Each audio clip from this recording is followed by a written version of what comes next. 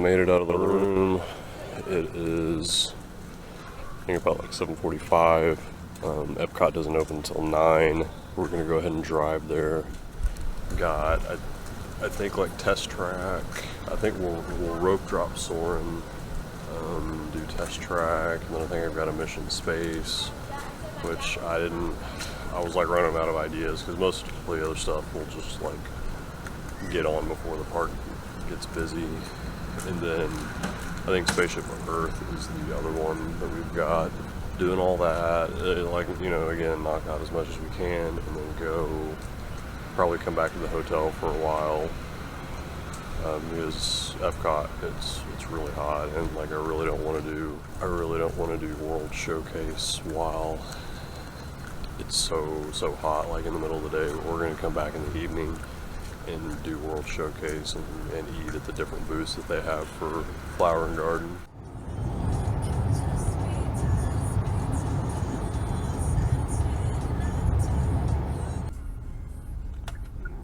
I was going to roll down my window.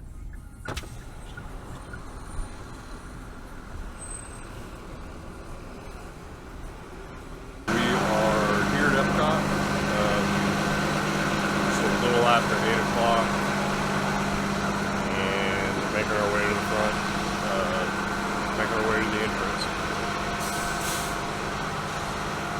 So what is all this for? Is it for the, what is it for? The gondolas? Yeah. I'm not sure. And whenever they redo that, it's gonna be crazy. Like, there's going to be, I mean, they'll probably have a different entrance for a while whenever they're redoing the fronts. Oh, yeah. They're supposed to be, yeah, so they are taking out what everybody has dubbed was it like the mausoleum? Yeah.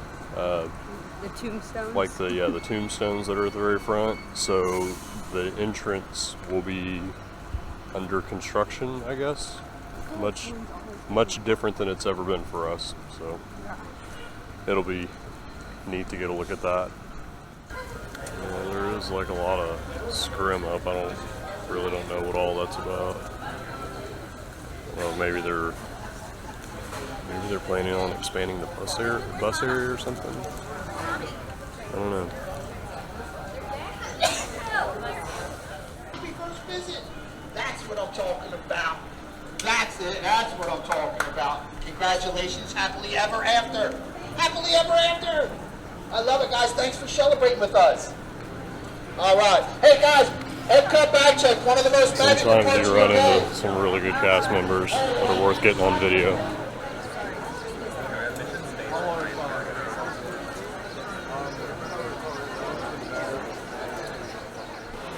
As always, we always pick the worst lines to get in.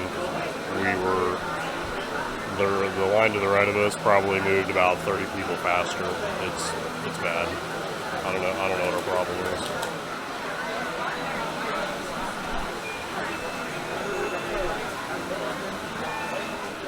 So there's the scrim or the partition walls for where they're taking stuff out on that side. They haven't started.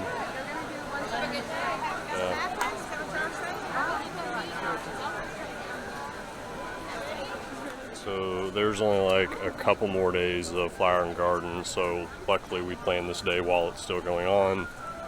I don't know if they would end up like taking out all the food booths and whatnot, so plan is we're going over to Soarin'. So is everyone else? Well, that or test track. So we're now in the holding area. They used to hold us like much further underneath Epcot on both sides. I don't know why they had the right side blocked off, but now they're all funneling us to the left, which is closer to test track. So once we get through up here, we'll have to go and hang a right and cut all the way across to get over to Soarin'.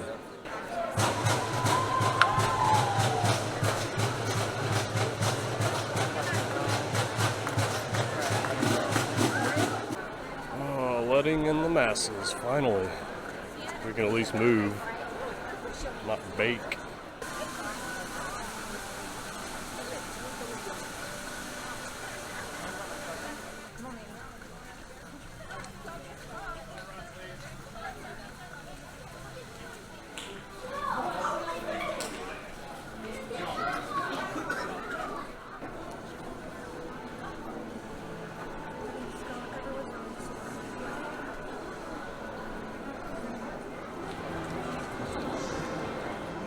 So we want to hope to get into Concourse B, because that would be in the center. And you wouldn't have any warping or distortion on the screen. Top row as well, because then you might not see feet dangling. She's too concentrated to talk. Okay, okay.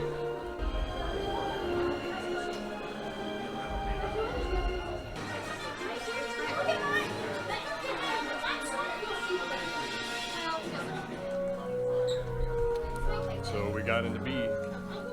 So we did the calculation, and we can fit 90 people, or they can fit 90 people on the ride, right? But aren't there two different My name is areas? Patrick, and I'll be your chief flight attendant today. No, Two different. Boarding 30 per I'd concourse. like to acquaint you with some important store all carry-on items in the underseat compartment. This includes cameras, purses, hats, and of course, these little duties. Next, fasten Poor your guy. seatbelts. Row 3, go.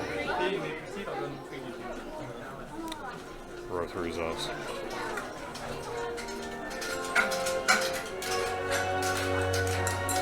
No problem, guys.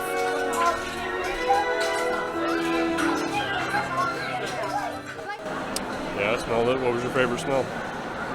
The ocean. Ocean? The ocean. I like Africa. With the grass. It's my favorite. Yep. Soaring, always good.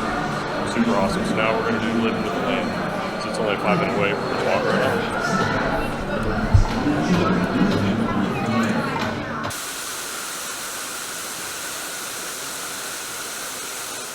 Nature has created a very different, but no less beautiful living system. And while this arid landscape may seem lifeless, it is very much alive. Penetrated the hard surface of this land. Even the hooves of the mighty buffalo helped create the rich soil that would one day become home to the American farm. And they said this house was modeled after Walt's Yeah. house. Yeah.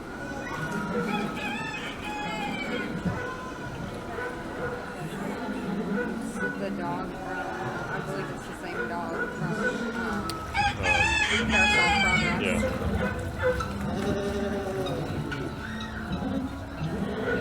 Of all the forces at work on the land, humans have had one of the most profound effects.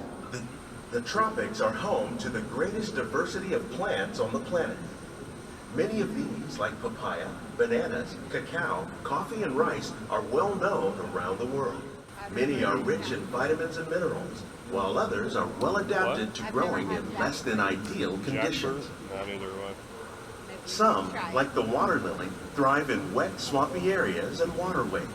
All parts of this plant, even the flower petals, are edible. The starchy root of the plant has long been used to make flour for baking. But fish farming, or aquaculture, accounts for nearly half of all the seafood consumed globally. Our small fish farm produces nearly 5,000 pounds of fish each year to serve in restaurants around Walt Disney World. Oh, look, it's a mini hidden Mickey. And there's Mickey.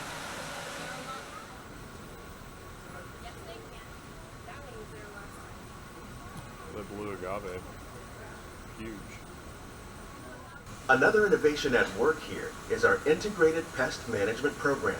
By populating our greenhouses with beneficial insects that prey on harmful pests, like aphids and flies, we are significantly reducing our reliance on conventional pesticides.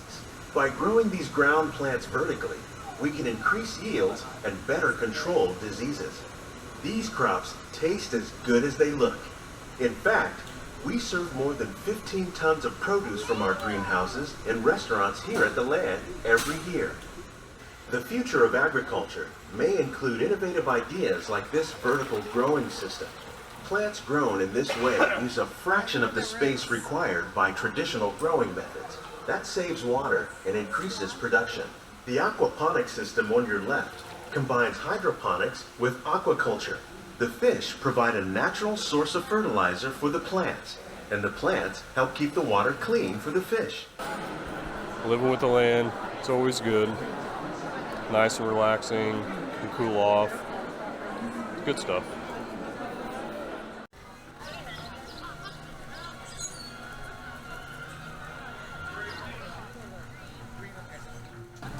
When you're over here on this side of the park, you gotta do the seas with Nemo and friends. And it's currently only a 10-minute wait.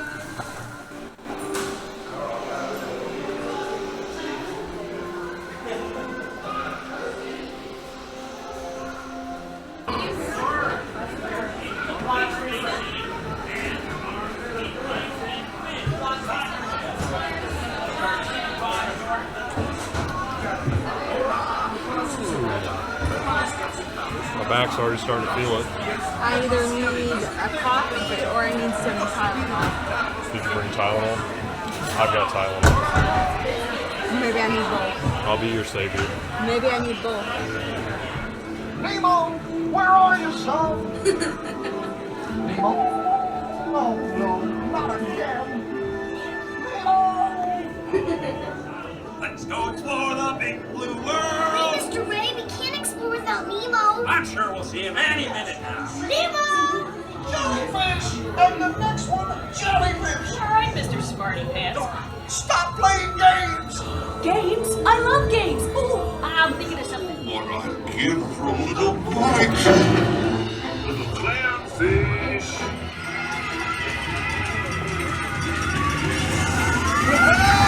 Rogers! Rogers! Totally! But everybody's looking for you. I'm gonna go explore Not too far. the big blue world. Oh, my goodness, the root canal. Great, take me with you. I mean, it's a nice song, but they just never stop. Hello? Come on, Alright, so we're gonna be like what they said, or what they call us, explorers. We're gonna go explore a little bit.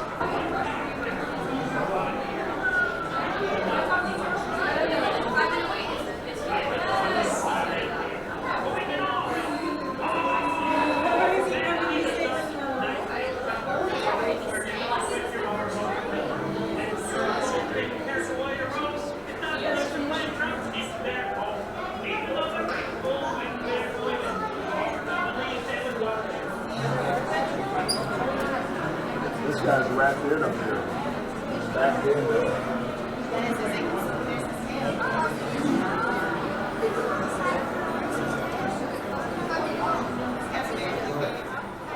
Dude's just zooming around the tank.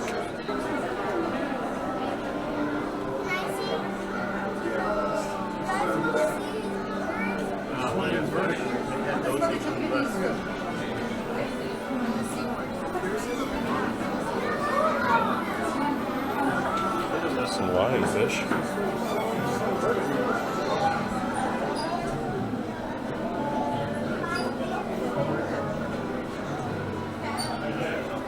I think it's good they do these cylindrical tanks so that when you've got 360 viewing and you got a lot, anybody can walk up and see stuff instead of just having a standard tank and then you're pushing people out of the way to get a good shot of the sea life.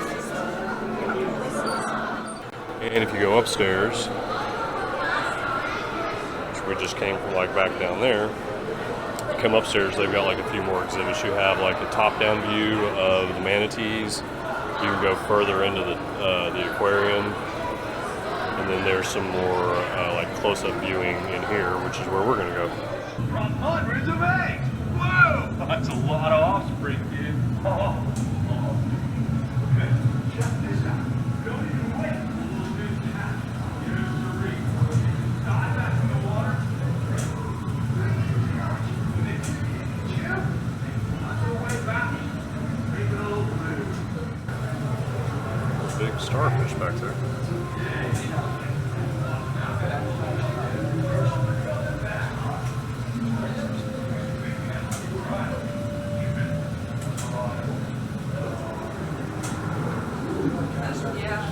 Giant clam.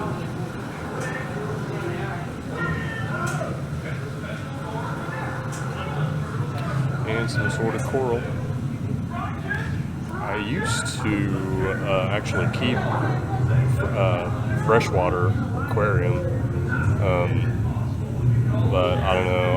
I was having problems keeping some of my fish alive, and I think some of the places I was getting my fish from weren't the best, and they were sort of maybe already diseased, and they ended up infecting other fish. And once you do that, you kind of just have to like start over, clean everything, and then like start fresh again, build all your bacteria back up, and it's kind of a pain, but when it works right, it's pretty cool. I'd really like to get into saltwater aquariums, but the cost is super expensive.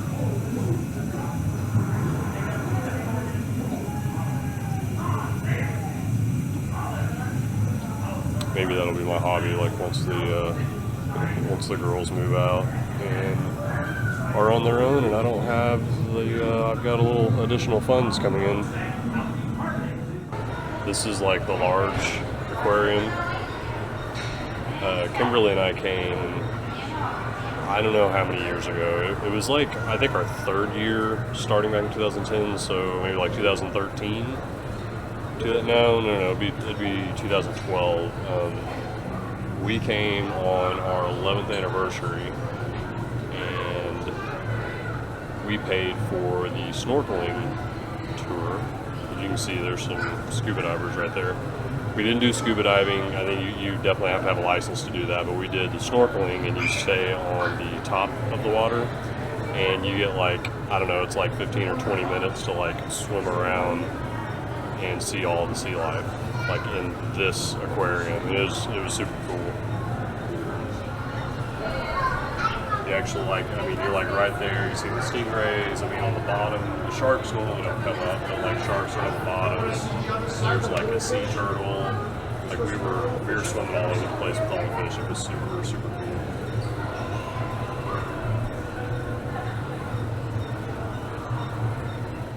Yeah, back down there you can go a little further in and get some good views of all the sea life.